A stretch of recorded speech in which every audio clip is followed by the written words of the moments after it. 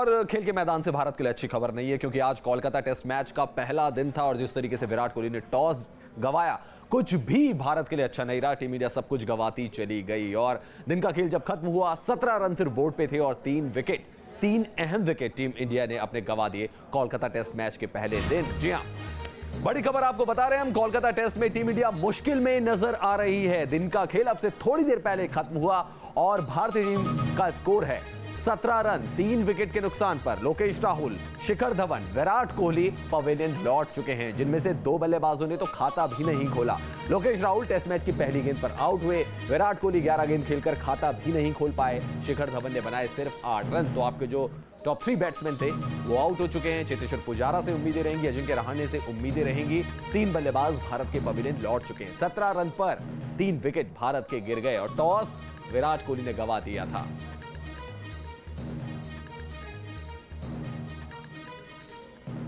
Team India के लिए हालात बिल्कुल भी अच्छे नहीं है। हमारे साथ स्टूडियो में खास मेहमान मौजूद है, हमारे क्रिकेट एक्सपर्ट मनिंदर सिंह, उनके साथ हम चर्चा करेंगे। लेकिन सबसे पहले आपको दिखाते हैं कि टीम इंडिया को ईडन गार्डन्स में कैसे लगा था विराट झटका। मनीष सर, जो हालात हैं कोलकाता टेस्ट मैच के पहले दिन की 11.1 ओवर की गेंदबाजी हुई, 3 अहम विकेट गंवा दिए, संकट में है टीम इंडिया और पूरी तरीके से बैकफुट पर भी।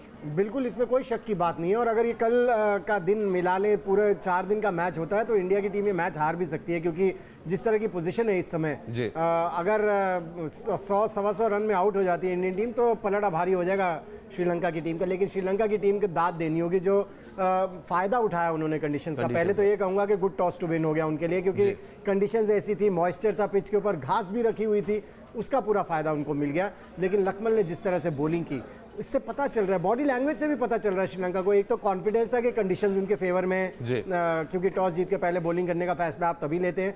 दूसरा, जो यूएई में अभी हाल ही में पाकिस्तान को हरा कर आए हैं, वो कॉन्फिडेंस उनकी बॉडी लैंग्वेज में भी दिख रहा है। सो बहुत बड़ा टास्क है आगे इंडिया के लिए, अगर ये मैच बाकी 4 दिन पूरा। जी हाँ, लेकिन मनीष सर, अगर विराट कोहली की अगर बात करें, 11 गेंदें उन्होंने खेली, खाता नहीं खोल पाया। विराट को कहीं इन कंडीशंस में एक बार फिर से इंग्लैंड की याद जरूर आ गई होगी, जिस तरीके से गेंद अंदर आई, 5 गेंदें बाहर फेंकी थी लक्ष्मण ने उनके लिए, और फिर ये गेंद अंदर आई और वहाँ पे ट्रैप हो गए विराट कोहली। ये इंग्लैंड से भी खतरनाक कंडीशन थी एक्चुअली। इंग्लैंड में जब समर्स में मैचेस होते हैं तो अब बॉल उतनी सीम नहीं करती है, वहाँ पर आप फिर भी संभाल सकते हैं। लेकिन ये पिच में भी मॉइस्चर था, पिच हल्की सी ग्रास भी था पिच पे, बिल्कुल ग्रास भी थी, और बॉल किस तरह से कट रही थी आपने देखा, बॉल पड़ने के बाद कितनी सीम कर रही थी। सो ऐसी कंडीशंस में इतना आसान नहीं है। और बिल्कुल सही कहा आपने, जो नाइटमेयर इंग्लैंड में हुआ था उनके साथ 3-4 साल पहले, उसकी याद उनको फिर से आ गई होगी। लेकिन ये बहुत मुश्किल पिच थी खेलने के लिए। और कल भी मुझे ऐसा लगता है, क्योंकि शाम को भी रात को भी बता रहे हैं बारिश होने वाली है, कल सुबह भी बता रहे हैं फिर से बैटिंग करने आना होगा इंडियन टीम के, तो जो बाकी बैट्समैन बचे उनके लिए भी बहुत मुश्किल होने वाला है। जी हाँ, उनके लिए मुश्किल होने वाला है और भारतीय टीम तो वाकई मुश्किल में ही नजर आ रही है। लेकिन जब इस तरीके की कंडीशंस होती हैं तो सबसे ज्यादा इंपॉर्टेंट रोल होता है ओपनर्स का, कि वो कैसा स्टार्ट देंगे। ओपनर्स आज वैसा स्टार्ट टीम इंडिया को नहीं दिला सके। विराट कोहली का जो दाव था लोकेश राहुल पर, वो पूरी तरह से फेल हो गया। चलिए मान सकते हैं कि पहली गेंद थी, आप उस समय पैर आपके जमे नहीं होते तो फुटवर्क इतना होता नहीं, और जिस तरीके से गेंद आई शायद कोई भी बल्लेबाज उस गेंद में आउट हो सकता था, जैसे लोकेश राहुल आउट हुए। लेकिन मनीष सर, शायद ये दाव भी निशाने पर नहीं लगा। आपके पास मुरली विजय जैसा ओपनर था जिसने अभी रणजी ट्रॉफी मैच में शतक मारा है, लोकेश राहुल ने शतक भी स्कोर नहीं किया। एक इनफॉर्म बल्लेबाज, एक एक्सपीरियंस बल्लेबाज को आपने बिठाया, दाव खेला लोकेश राहुल पे। देखिए, ये डिपेंड करता है कैप्टन और कोच के ऊपर कि उनको क्या पसंद आ रहा है। नेट में भी जब खिलाड़ी खेलते हैं, प्रैक्टिस करते हैं, तो उससे भी थोड़ा आइडिया लगता है कि किसका टच बेहतर है। और लोकेश राहुल को तो बहुत क्लियरली बता चुके हैं, विराट कोहली बहुत पसंद करते हैं, क्योंकि उनको पिछली सीरीज में भी श्रीलंका में जो हुई थी, देखिए आपने, वनडे क्रिकेट में भी नंबर 4 पर बैटिंग कराई।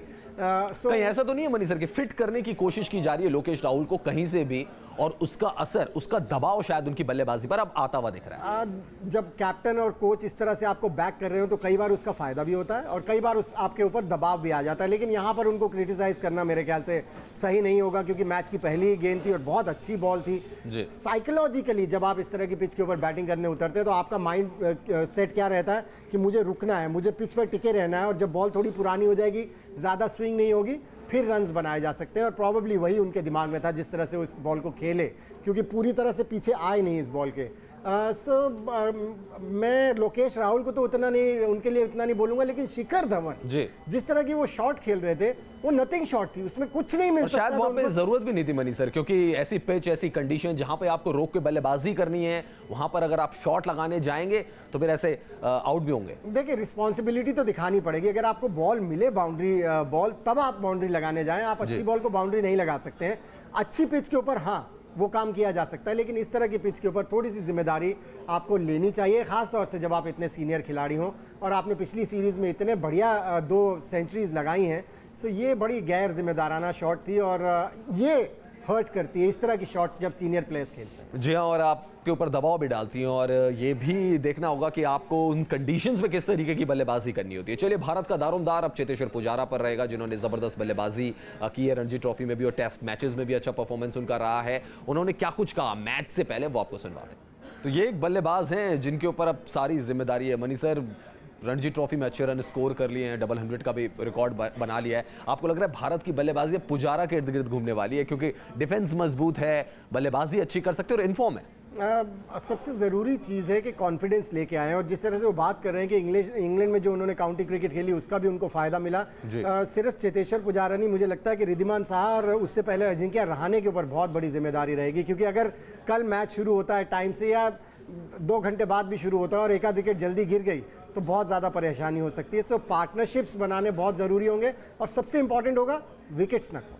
जी हाँ, और इंडिया के पास तो ये भी टारगेट होगा, क्योंकि 17 में 3 हैं, तो वो 100-200 का आंकड़ा जो है वो भी जहन में रहेगा टीम मैनेजमेंट के। चलिए बात करते हैं क्रिकेट के भगवान, मास्टर ब्लास्टर सचिन तेंदुलकर की, जिन्होंने आज ही के दिन, लेकिन 4 साल पहले क्रिकेट को अलविदा कहा था। किस तरीके से सचिन तेंदुलकर का वो मोमेंट रहा था, वो आपको दिखाते हैं।